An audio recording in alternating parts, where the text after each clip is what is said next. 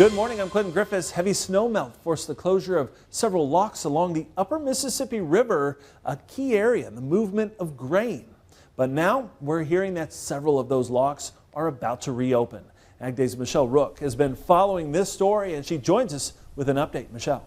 High water levels and flooding along the upper Mississippi River have eased, allowing some of the locks to reopen and barge traffic to resume.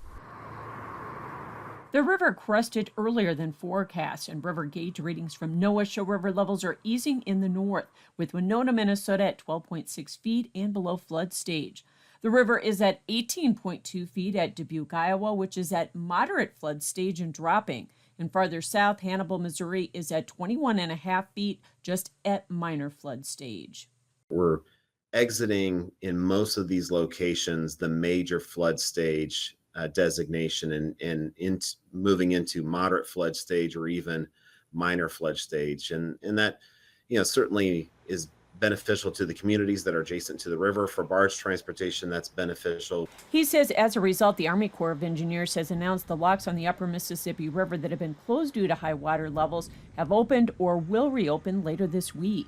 What we're seeing is a number of these locks that the Army Corps of Engineers had to close for a period of time. Due to the high water levels, they're able to reopen those. Many of them have already been reopened, and we anticipate seeing the balance of those reopened in the next 2 to 3 days. So seeing that whole system, that upper Mississippi River system, roughly from Minneapolis, St. Paul, all the way to St. Louis being fully operational, which is good news. Steenhoek says due to flooding and lock closures, there was some interruption of fertilizer movement going north, which had to be put on rail. But soybean exports were largely unaffected as the volume is modest right now compared to harvest season.